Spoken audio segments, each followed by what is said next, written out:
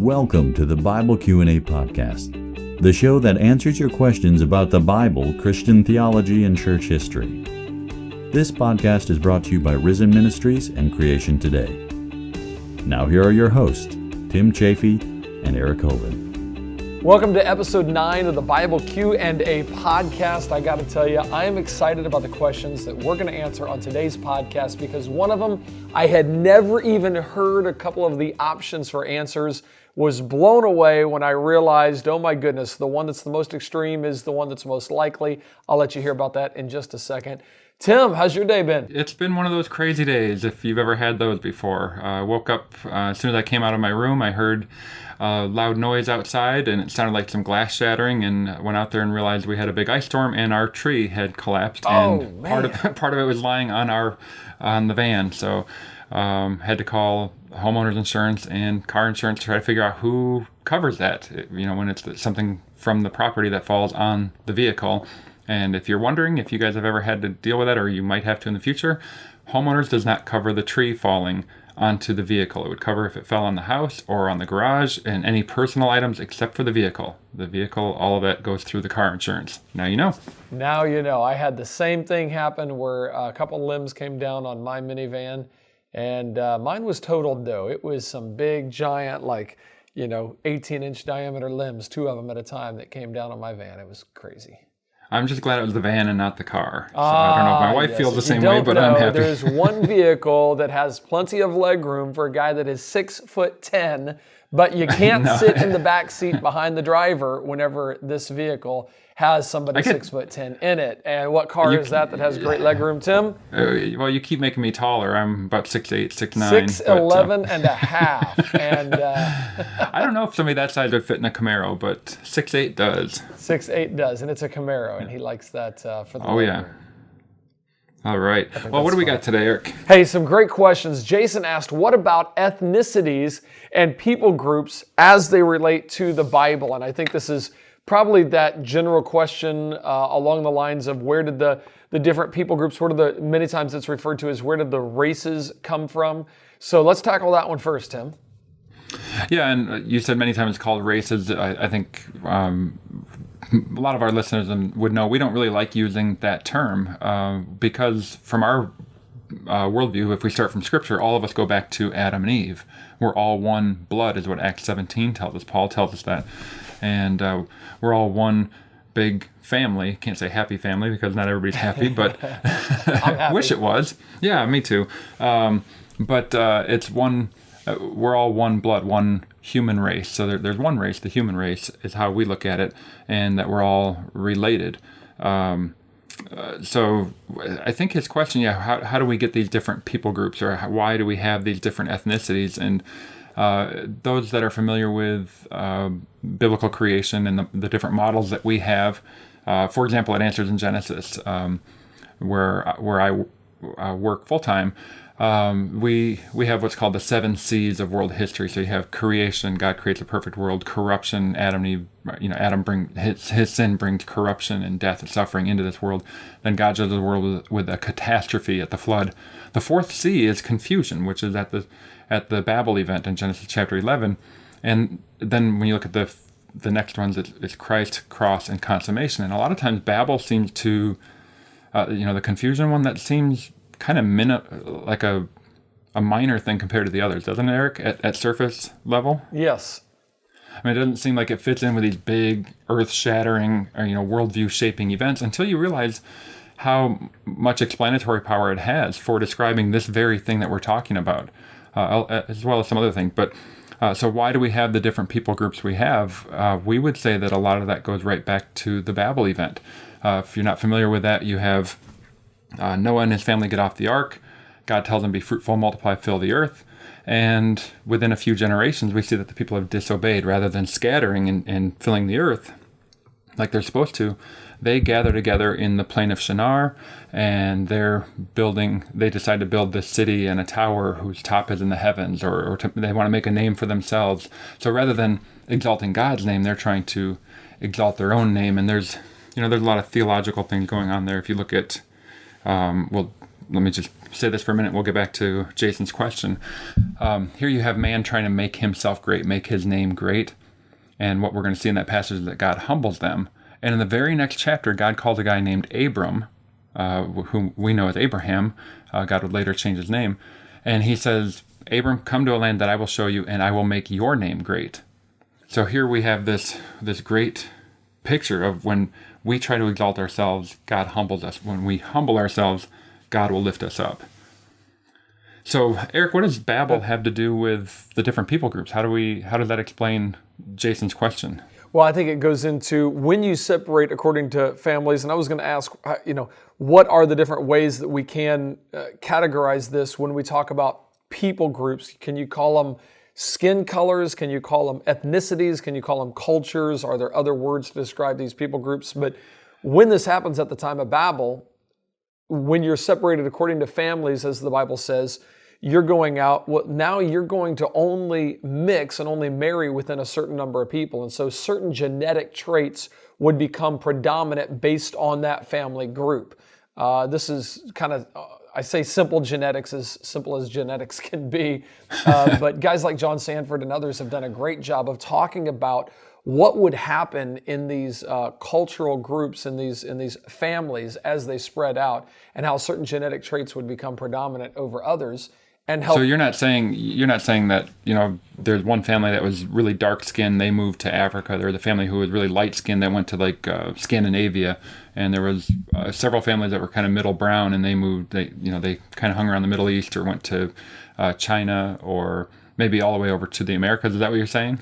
No, it's not. Yeah, that's right. Okay. I'm not saying that that's how it happened. I'm saying that as these families spread out, certain traits would become predominant. So if they had, and I wonder what all they are, the high cheekbones or the high calf muscles of some people, or the different physical characteristics would become predominant. But I think there's a couple different things. You've got the genetics of just that people group, and then I believe it's kind of a new science. The epigenetic traits would become predominant based on location of where they go. Based on location, certain genetic information would do better or adapt better to hot environment, cold environment, lots of sun environment, perfect environment like down here in Florida. So you would actually adapt to these environments, and over the last 4,000 years, that's I think what we've seen happen. Yeah. So what we would say is that we think that the majority of people, we think that Noah and his family were probably middle brown for the most part. Adam and Eve, we think were middle brown, but with the capacity, with the capability to have the genetic variability from light through to dark as far as skin tones go. And if you think about it, skin tone is really just one minor factor, and I say minor in terms of it's genetically it's not a big issue. It's major as far as its cultural impact and the way people often view that. Unfortunately, it shouldn't be that way, but that's how we've been trained to think. But we would say that more than likely, most of the people there were somewhere middle brown skin tone, and as people scatter, as they separate according to family, certain traits will come out. I mean, think about, you could do the same thing with height, right? Yeah. So Eric, if you have a group of people that move to somewhere in Central Africa who are really short on average, a tall person that might be 5 foot, so like the pygmies. Maybe you have a people group that are pretty small. Well, they're going to continue to be pretty small unless you mix some genetics in there of taller people. Or you could do the same thing with taller people, that they're going to, on average, have taller people until you mix in some genetics for shorter people. And so a very similar thing would be for the skin tones and how you would have different skin shades or skin tones come to the forefront in a culture. So if somebody who is living in Central Africa and this group is mostly dark skin or almost all dark skin, if you don't introduce lighter skin genetics into that, they're just going to continue to have dark skinned people. Yeah.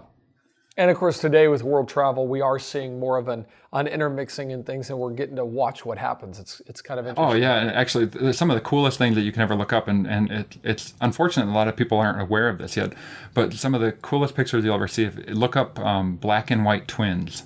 online. It's just amazing. Two babies, twins. They're born, one black, one white. I actually have a friend who that happened with their family, and I asked him. Same parent, same mom, same dad. Can I use you guys as an example? She said no. I said okay. I'll go online and pick somebody else. Yeah, so same mom and same dad. A lot of times skeptics look at that. Oh, that's because the mom had relationships with two different guys, in a couple of days span, and one egg was fertilized. But no, this is same mom, same dad, and they're actually twins. Yeah. And usually the parents are middle brown, and they have the genetic capability to have light through the dark. And all you do is run a search for black and white twins, and maybe we'll get to put a couple pictures up if you're watching this on YouTube.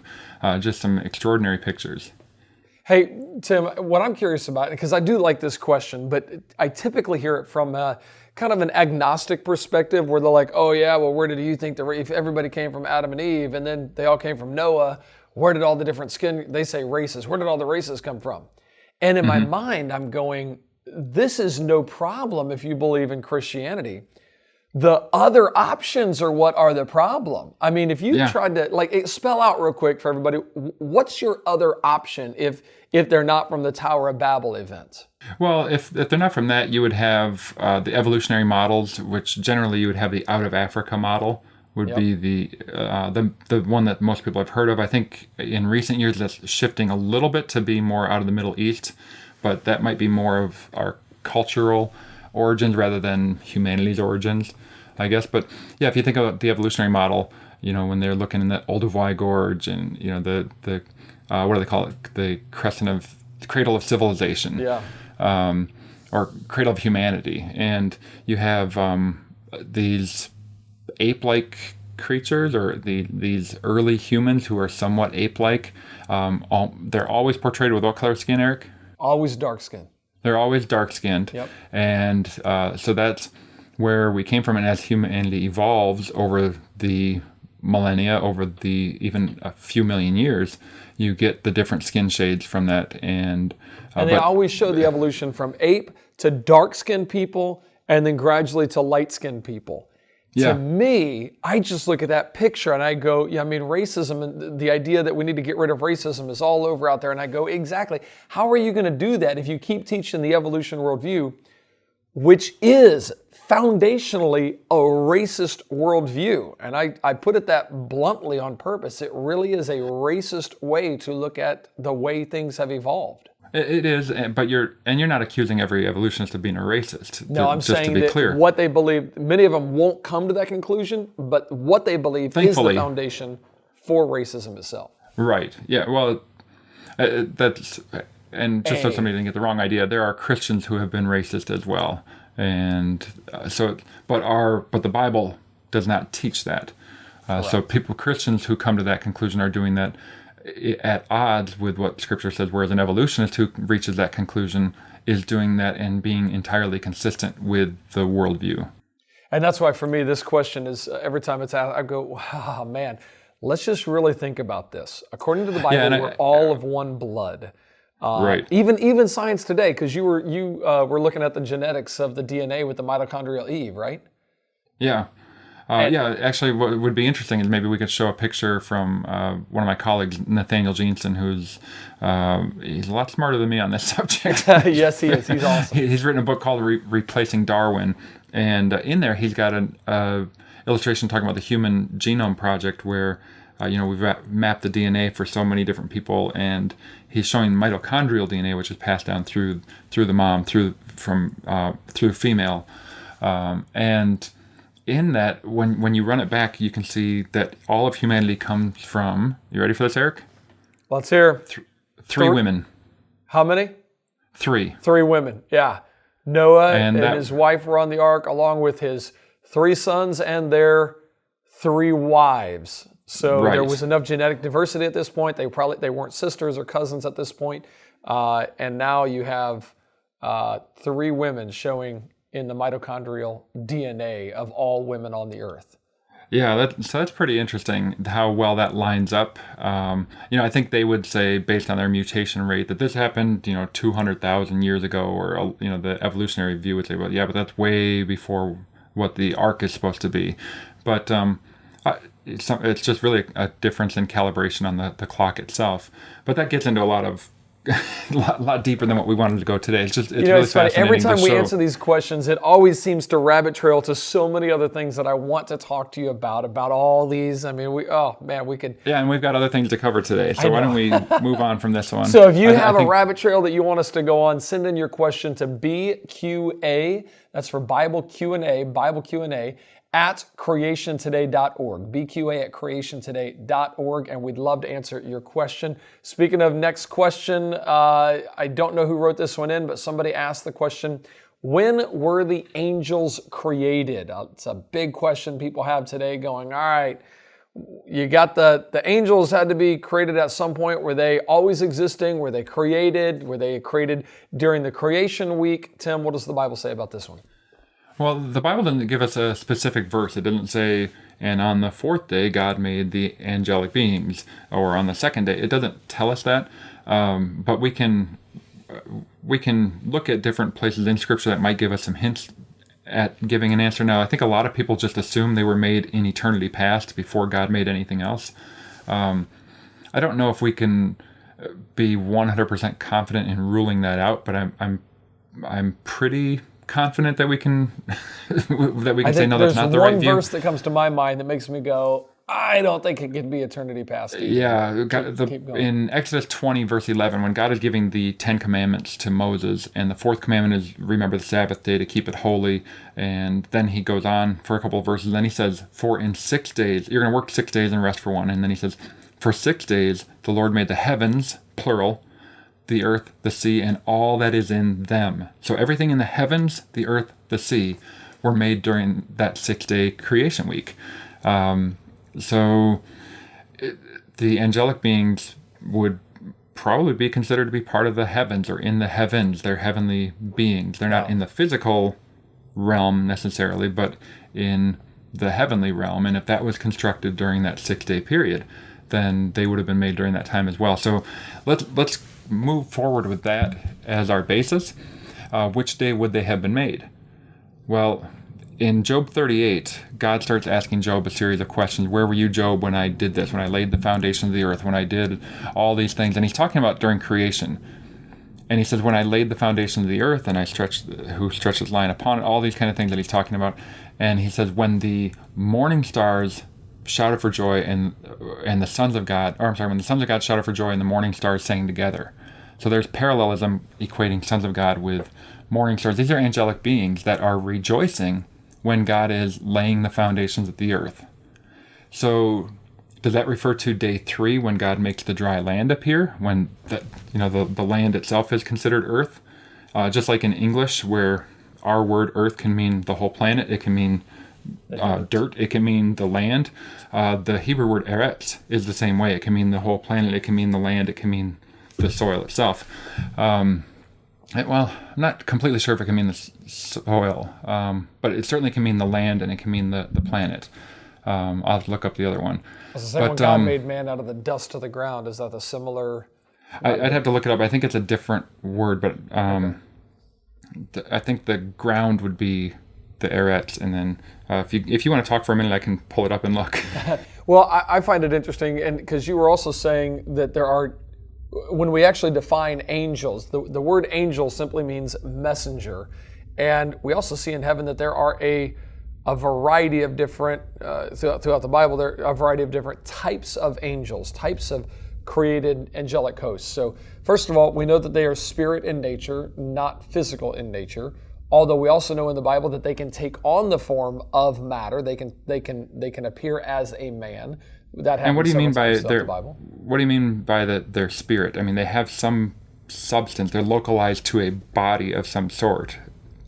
But correct? I guess I would always think of the angelic beings as, well, I mean, they have wings. Yeah, so I've always thought of, you always think of angels as in the spiritual realm. When you think of demons and angels, you think of that's in the spirit world, and they can take on physical properties. But when the Bible says the cherubim have, 3 sets of wings. The seraphim does. The seraphim, yes, have 3 sets of wings. 2 to cover, and it talks about has their feet, has their arms, their head. So I'm I'm curious about all that. So real quickly before I go to that, the dust of the ground, those are different words than eret. So ground is actually, and this one I should have known, is Adama. It's the word that we get for Adam, or it's a word play with the word for Adam, for man. And dust is a different word as well. So that's not referring to that's not the same word as Eretz for the earth. But I think a lot of times people assume that all angels have wings. The Bible doesn't say that. It does speak of the seraphim having 6 wings, and there's one place in Daniel that I think it describes one flying to Daniel, but it never says that all angels have wings. That's just a picture we get in our day. But going back to when they would have been made, if laying the foundation of the earth refers to the dry land appearing, they have to be made before day 3. If it's referring to the creation of the earth itself, then you have, in the beginning God created the heavens, plural, and the earth, Genesis 1:1. It would be before the earth was made. I think it's right at that very first statement. In the beginning God created the heavens. So the things that are in the heavens would include the angelic beings, and therefore they could watch everything else God is making, and so they would be included in that statement. So I would lean toward the first day, one of the first acts that God makes, or that he does, and but at the same time I would be a little bit tentative with that, because we're just not given a clear statement about it when they were made. Now, if I can, I don't know if I can tempt this out there for somebody to write in a question that we can then answer. But you should write in to bqa@creationtoday.org and say, okay, when God said in Genesis 1:26, let us make man in our image, who was he talking to? Somebody should ask that question, because I'd love to ask that question to Tim. But right now we got to move on to the next question. Tim, would that be a good question?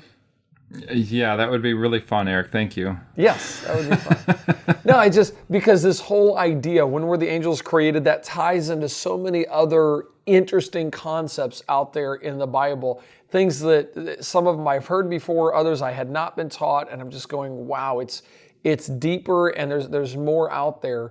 Like our last question for today, this blew me away. I had never, ever even heard some of the possibilities. Before you ask the question, let me just say real quickly, I did mention in Daniel that it spoke of an angel flying. That's Daniel 9:21, that Gabriel was caused to fly swiftly to Daniel. And I just wanted to verify that, make sure that I wasn't remembering things improperly. But it does say that Gabriel flew to him. Whether or not that means he has wings or not, maybe he's like Superman and has a cape. It just doesn't tell us. So, all right. Carry on. All right, are you ready to tackle this question? I think so.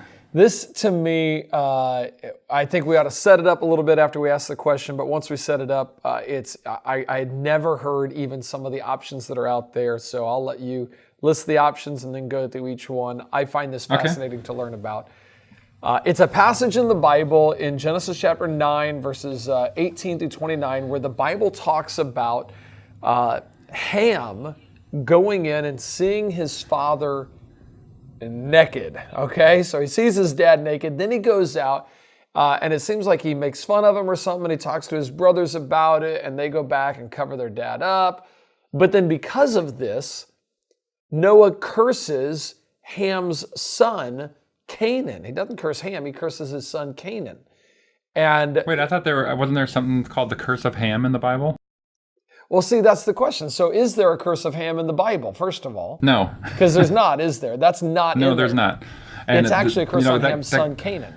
Right, and so that actually goes back to our first question that we were talking about today, the different people groups, because a lot of people will say, oh, that's the curse of Ham, that's the origin of the darker races, the darker people groups. And no, it isn't at all. That's not what is talked about in the Bible. The Bible never even says Ham was cursed. It was I think Canaan. That's such a racist remark, because in that it says a servant of servants shall he be, and people have used that to say, well, because we brought blacks over as slaves, therefore that proves it. When you study history, there have been more white people enslaved throughout history than black people enslaved throughout history? Slavery is a very interesting topic. We ought to talk about that sometime. What is real slavery? Does the Bible condone slavery? Somebody please write in about slavery so that we can talk about that, okay? Well, BQA at creationtoday.org. But to you get really back to opened this. up a can of worms with that statement. Yeah.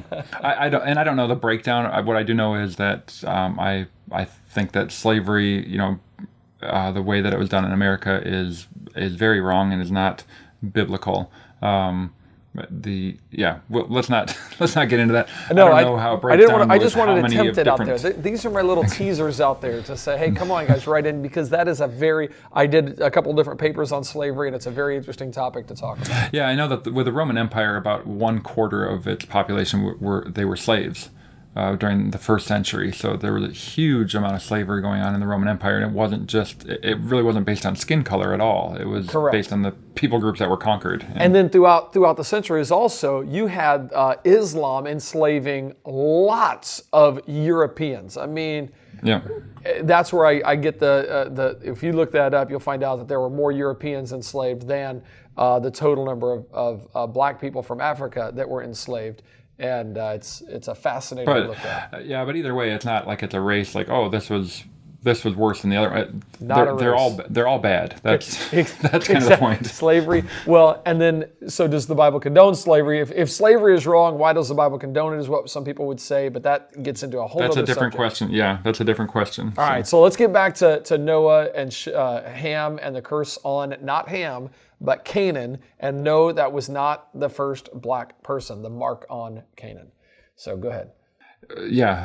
Did you? Well, you already set up the passage pretty well, but should we read it? Yeah. First? Let's read that. You want me to read it? Okay. Yeah, go ahead. Okay. Genesis 9:18 through 29. Follow along if you're watching on YouTube. If you're not, just imagine this with me.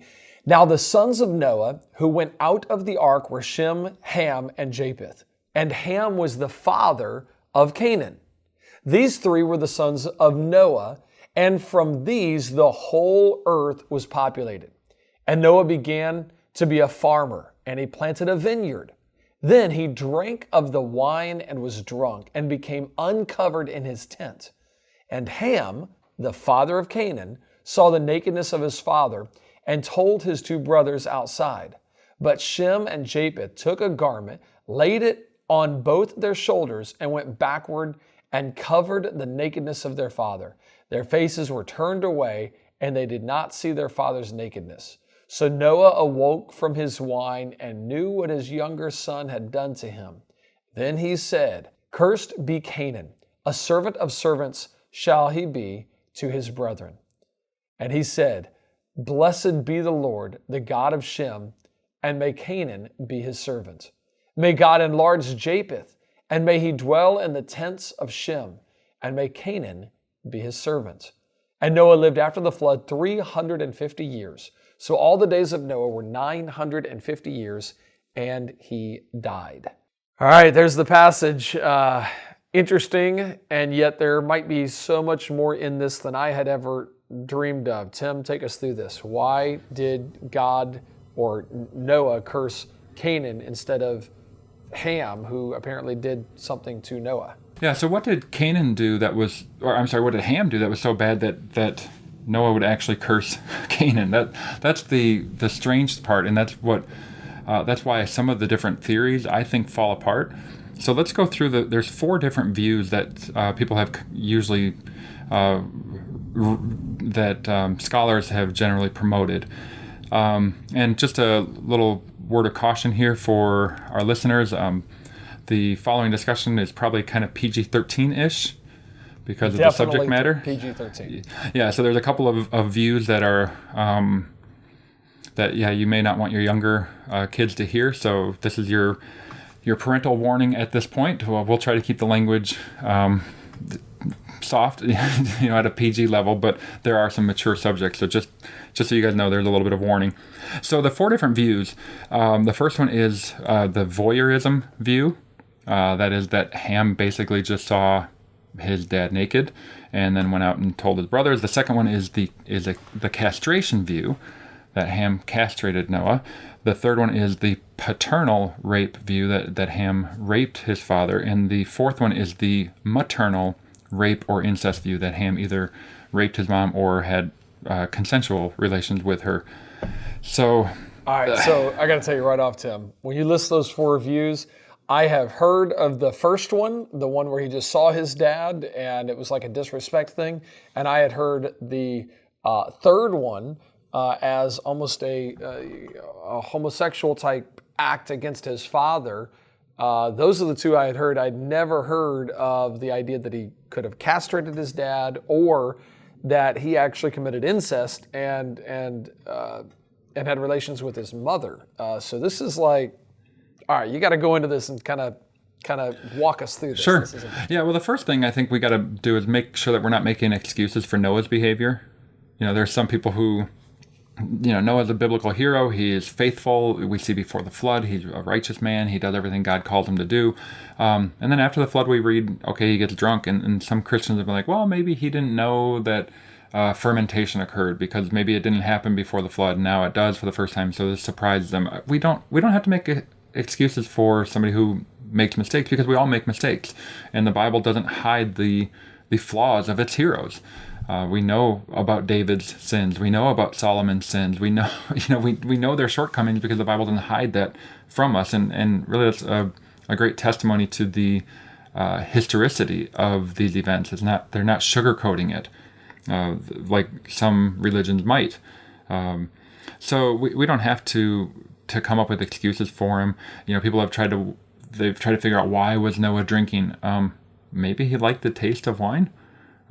Maybe some people say maybe his wife died and so he was depressed and started drinking to get over the pain. Or maybe he was so distraught over the fact that every single person on earth, other than the 8 people with him, or the 7 other people with him, were killed in the flood.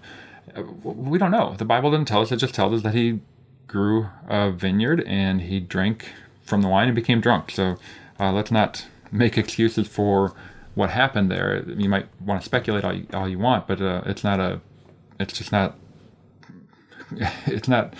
germane to this question. Let me ask you this, Tim. Is it possible, because I've heard and was taught that maybe there was no such thing as a fermented wine before the flood, so he didn't even know that he was going to be getting drunk? Well, at the Ark Encounter, we show people in the pre-flood world in a diorama, like in a drinking party. So they had wine. No, I'm just kidding. We can't say just because we made it that way. The Bible doesn't tell us one way or the other. We know that the world was full of wickedness. It was Jesus talked about they were eating and drinking, marrying and giving in marriage. That seems like drinking, maybe of alcoholic. It certainly was alcoholic in Jesus' time, and you could get drunk then. And so when he was talking about the days of Noah. But he was talking about the days of Noah, people eating and drinking, marrying, giving marriage. I don't think he was talking about drinking water. No, I agree. I'm saying because that did happen in Jesus' day, and he was giving this as an example. Hey, when this happened, they were eating and drinking, and it was that same idea of the drinking the wine. Once they got to a certain point, you started giving them the bad wine because they had enough. They couldn't tell. It was.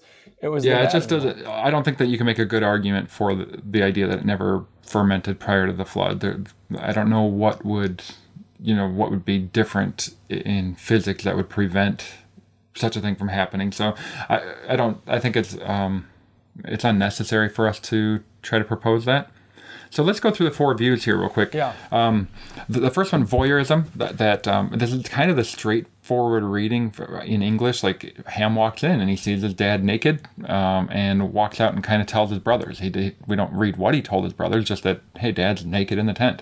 And what does voyeurism mean? Voyeurism is trying to see people who are naked. So you have people who would carry like a camera on a selfie stick down by their feet or something like that, and they will like put it underneath a woman's skirt or something like that. They can be arrested for voyeurism. Or now I know. Thank you. Yeah. All right. So I should have Googled that one pervert before this. Yeah. I was seriously. I'm like, why would you call it voyeurism? But now I got it. That's why. See, you learned something. I learned something on the Bible Q&A podcast today. Yeah. So, anyways, maybe the idea is that Ham was really disrespectful. Like, oh, Dad's such a lush. Dad's such a, look at this guy. He what a waste. I mean, he was this faithful man, and now he's just a drunk, and maybe Ham is mocking him in some way. And so he's being really disrespectful to Noah. So that would be the the really bad thing here? I mean, was it wrong for a son to see his dad in his birthday suit? Does the Bible ever say, hey, if you happen to see your dad without clothes on, that is a sin, or that's really wrong? It doesn't tell us that. There's something about being uncovered. I got to remember what that passage is. Well, and you have things about seeing your father's nakedness, and we'll get to that in a little bit. Okay. But if that's what happened, Ham did something disrespectful in some way. Why would that warrant cursing his son Canaan? Why would that be Noah's reaction? Well, Ham saw me naked and then he kind of mocked me, so I'm going to curse my grandson? Yeah, that's true. That's a little weird. It doesn't really make sense of what's going on in the passage.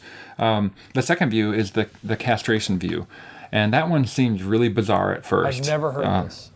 Yeah, so the idea is that Ham castrates Noah, and again, it seems pretty bizarre until you dig a little deeper. There are a couple, I'm going to say, very tenuous arguments that would support it, that make a little bit of sense. Just a little bit of sense. Okay. There's a similarity to a Greek myth between Uranus and Gaia. So this is the earth and the sky god Uranus and the earth goddess Gaia, and they were in the process of they were going to have a sexual relationship, and their children, who are the Titans, they had 6 children. Uranus attempted to lie with his wife Gaia, and 4 of their sons came down and held him down, while another son, Kronos, castrated him with a sickle. Now that seems really weird, and why would that have any relationship to what we're talking about? Well, the children of Uranus and Gaia are the origin of all the people of the earth. Just like after the flood, Noah's children and their descendants that's the origin of all the people on earth. And here's the other connection. The name of one of their sons that held him down, here's the sons. They have Krios, Koios, Iapetus, and Hyperion, or Iapetus. That name is the Greek word for Japheth. Huh. So one of the sons who holds down the father, I guess you could say, of all humanity, is named Japheth. So that's an interesting connection, and he's involved in doing something to his father while his father is presumably naked. So you can see why there's a loose or very tenuous connection there. And the other thing it does is it possibly explains why Noah cursed Ham's son Canaan, because if we assume that in Genesis 10, when we look at how Ham's sons are listed, Canaan is the 4th one listed. If he happens to be the 4th oldest, maybe the reason that he gets cursed is because he's the 4th one, and Ham's actions prevented Noah from having a 4th son. So, see what I mean? Where I said there's some very tenuous arguments. I mean, there's a little bit of a thread there, but again, I don't think that it's a real Can we go to Greek strong mythology and then go back and say, therefore, it's right? And there's no indication. There's nothing about castration in the passage. There's no wording at all like Ham did this. That he took a knife and or any of those things. That it just isn't described. So.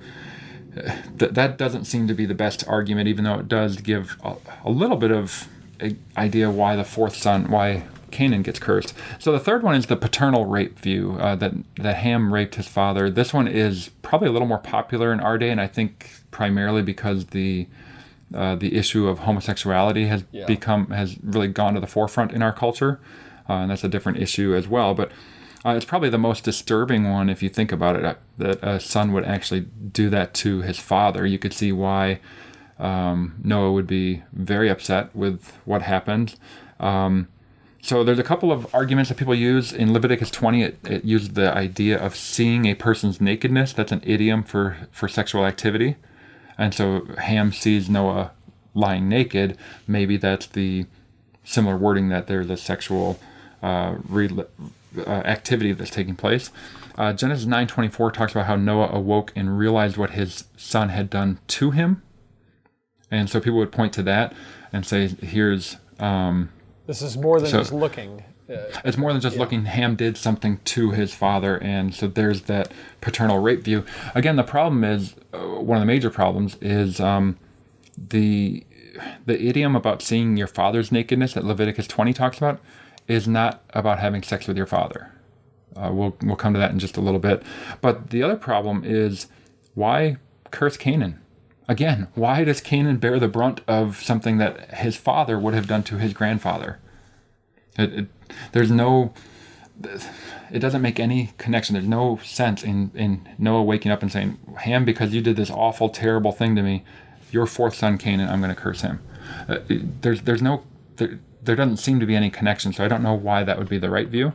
But the fourth view, let's take a look at this one, is the maternal rape or maternal incest view. It states that Ham had either raped his mom or had a consensual relationship with her while Noah was passed out from his drinking. This blows my mind. I've never heard this one before. So yeah, and at first glance it seems odd because it talks about Noah becoming uncovered in his tent. Right. And Ham seeing his father's nakedness. So the first argument comes from numerous passages about the language in Leviticus where a person sees someone else's nakedness. Now the wording's just a tiny little bit different. In Genesis 9, we're told that Ham saw the nakedness of his father. It doesn't say that he uncovered his nakedness. But the book of Leviticus uses those two phrases interchangeably at one point. So Leviticus 20, verse 17. If a man takes his sister, his father's daughter, or his mother's daughter, and sees her nakedness, and she sees his nakedness, it is a wicked thing, and they shall be cut off in the sight of the people. He has uncovered his sister's nakedness, he shall bear his guilt. So seeing somebody's nakedness is the same as uncovering someone's nakedness in that verse, correct? Correct. Okay. Now, is it more than just seeing somebody's nakedness? Let's take a look. It's not that they just saw each other naked. It means that they had an incestuous relationship. Leviticus 20, verse 11 says, the man who lies with his father's wife has uncovered his father's nakedness. Both of them shall surely be put to death. Their blood shall be upon them. So Leviticus 20:11 is the person who lies with his father's wife. Has uncovered his father's nakedness. So seeing your father's nakedness is the same as uncovering your father's nakedness, and uncovering your father's nakedness means that you had a relationship with your father's wife. Wow. And there's more than just that one. So Leviticus 18, verses 7 and 8. The nakedness of your father or the nakedness of your mother you shall not uncover. She is your mother. You shall not uncover her nakedness. The nakedness of your father's wife you shall not uncover. It is your father's nakedness. So the nakedness of your father's wife is your father's nakedness. That's cursed is Deuteronomy 27:20. Cursed is the one who lies with his father's wife because he has uncovered his father's bed. So these passages specifically forbid a man from engaging with sexual activity with his own mother or possibly with his stepmother. And there's other verses that speak of a woman's nakedness as being the nakedness of her husband. You can see that in Leviticus 18, verses 14 and 16, and also Leviticus 20, verses 21 and 21. So why would Ham do something that's so vile? If that's what he did, let's say that's consistent with the language we see in Leviticus and Deuteronomy, why would he do something like that? Maybe the clue is found in looking at other places in Scripture where something similar happens. So, and maybe there's a clue in the fact that Ham went right out and told his brothers what had happened. Yeah, if you go have an incestuous relationship with your mother, why would you go say, hey, brothers, just so you know, here's what's going on? Right, isn't that weird? That seems like something you would try to keep secret, right? Right, cover that up, yeah. Unless there's a motive in why you did it. Now, let's take a look at other places in Scripture. You have Reuben, Jacob's son, who, his oldest son, who goes and lies with one of Jacob's concubines. So a very similar idea. He is going to sleep with his father's wife, or at least his father's concubine. When Absalom tries to take the throne from David and actually succeeds for a short time, he takes over Jerusalem and David's on the run. He talks to his advisors and says, Absalom says, what should I do? And they say, well, the first thing you need to do is go up on the roof of the palace and have sex with your father's concubines that are left behind. And so that's what he does in view of all Israel. He goes up on the roof of the palace and sleeps with David's concubines. It's a weird thing for us to think about that, but Adonijah tries to do something very similar. Another one of David's sons, when David is old and on his deathbed, basically, they bring a young maiden to him named Abishag, and she is there to lie with him to presumably to keep him warm, but also to see if he is still Potent. Yeah. potent.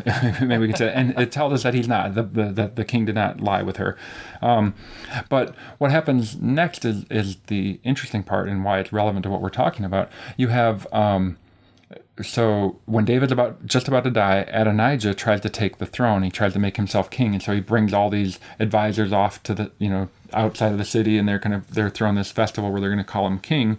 And meanwhile, Bathsheba and Solomon go to speak with the king and say, "Hey, isn't Solomon supposed to be on the throne?" So David names him the king, and then Adonijah is afraid because he thinks Solomon's going to kill him, and Solomon basically says, "Well, I won't as long as you prove yourself. I'm not going to do that." So a little bit later, Adonijah comes in to talk to Bathsheba, and he says, "The kingdom was mine, basically, but now Solomon has it. Can you just grant me one request?" And she's like, "Sure, what is it? I'll go talk to Solomon about it." "Well, give Abishag to me as wife." Wow. And then when Solomon finds out, Solomon's like, "All right, he needs to die." Because this is the last woman that was with David. Yes, and so what we see in each of these cases, and what we see in ancient Near Eastern cultures, is that when a person attempts to lie with their father's wife, they are essentially trying to say, "I am taking over Dad's position. I'm in charge now. I'm the authority here." So why did Ham go out and tell his brothers? According to this view, it's because he's saying, "Guys, I'm in charge now." Wow. Now, here's where this gets really interesting. If, and this is an if, the Bible doesn't tell us, but it does seem to hint at it, because twice in the passage, before we're even told what Ham did, whenever it says Ham, it says, "And Ham, the father of Canaan," verse 16, "and Ham, the father of Canaan," verse 22. Yeah. It's stressing that Ham's the father of Canaan before it even tells us Ham did anything. Before it tells us that all the descendants of Ham as well, and the descendants of the others. Right. And so if Ham sleeps with his mother, and she becomes pregnant as a result of that, and that child happens to be Canaan, Ham is the father of an illegitimate child named Canaan. Now we understand why Noah curses Canaan. He would be an illegitimate child. It's not that Noah's saying this child will be scorned and looked down upon, and we're going to hate this child. That's not what he's saying. He's not saying God's going to smite this child or anything. It's just that the people that come from him are not going to thrive like those who come from the legitimate children. But there's a connection in Genesis that's almost the exact same thing. When Lot is supposed to flee from the city of Sodom, and his wife gets turned into a pillar of salt, and they reach the mountains. It's Lot and his two daughters. Well, what do his daughters do, Eric? They end up going in, getting them drunk, and sleeping with them, trying to say, "Hey, we got to raise up seed. We got to have kids in order to continue." Right, because everybody they knew in the cities around them were wiped out during that destruction, and so they say we got to preserve our father's line, and so they each bear a son, and their names are Moab and Ben-Ami, who would become the fathers of the Moabites and the Ammonites, respectively. So here's what you would be having in, let's say the maternal incest or maternal rape view is correct, the fourth view. You would have the origin of the Canaanites, and with Lot, what happens there, you have the origin of the Ammonites and the Moabites. Wow. And these are like Israel's three big enemies. Biggest. These are the ones they have to go conquer. Yeah, those are the ones that are in the land or around the land that they have to go through. These are Israel's enemies. So as Moses is leading the people toward the promised land, and as Joshua is going to lead them into the land, who are the people they run into? The Canaanites, the Moabites, the Ammonites. And Genesis is telling us they are all illegitimate children. See, I'd never heard all that before, and when you first say the view, I'm kind of like, yeah, right. Then you go and explain this, and it's like, well, it does explain a lot of stuff. Yeah, I think it has the most explanatory power. I don't know that you can prove that that's exactly what's going on, so I'm not going to be dogmatic here, and I don't want any of our listeners to think, oh, Tim says this is the right view. I think it explains things the best, but there's assumptions. You have to assume that she gets pregnant as a result of what happened. It doesn't say, and Noah's wife conceived, and then she divorced. It doesn't tell us that. You have to assume that. When Noah awakes and sees and learns what his youngest son had done to him, you have to assume there's a gap in time there, that Noah wakes up from his drunkenness, and then, maybe months down the road, he realizes, my wife's pregnant, and I didn't do it. and then he finds out Ham did it, or maybe once the child is born and named Canaan, that's when Noah pronounces this curse. Again, there's some assumptions that go into it, but as far as explaining why Canaan is the one who gets cursed, this one I think is by far has the most explanatory power. It explains why Ham went out and told his brothers what he did. It explains the language that's used about seeing your father's nakedness. So it seems to make the most sense, no matter how uncomfortable it makes us feel as far as what might have happened there. And it's also consistent with what we see in other cases in Scripture and in ancient cultures, where a man who tried to take over his father's role and his authority would try to steal his woman as well. Unbelievable. Well, let us know what you think. Write into bqa@creationtoday.org, and I will be more than happy to pass on your question to Tim, who will give us the answer. This is fantastic. Tim, thanks, man. I'd never heard some of this stuff before. Very, very interesting. Yeah, you're welcome. No matter how disturbing it might be, sometimes, I think people like the first one because you can get away with saying that one in Sunday school. Yeah, that's true. Yeah, you can teach that one and not get awkward. Yeah, the other three, they're all kind of awkward and difficult. But, the Bible describes some things that are pretty gruesome and pretty heinous. It doesn't say this is a good thing, but It just describes them for us. And it doesn't glorify them. It doesn't go into detail. A lot of times it uses idioms to explain that. So seeing your father's nakedness would be the same as having a sexual relationship with your mom or with his wife, your stepmom.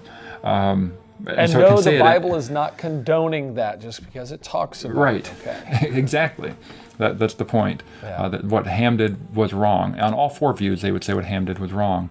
But this one, I think, makes the most sense of the rest of the passage and the other passages we see. So maybe someday we'll find out for sure which one's the right one. But I think that one, from what I understand at this point, that one I think is probably the best answer. Maybe there's a fifth one I don't know about yet. All right, well, thanks for hanging out with us on the BQA podcast. Tim, I'm looking forward to the next episode where we've got some more already lined up. Great questions for episode 10. So check us out next week for the BQA episode number 10. All right, you guys have a great day. Thanks for listening. You've been listening to the Bible Q&A podcast. If you have a question you would like Tim and Eric to address on the program, please send an email to bqa@creationtoday.org. The views expressed on the Bible Q&A podcast do not necessarily represent those of other ministries with which Tim and Eric are affiliated. Thank you for listening.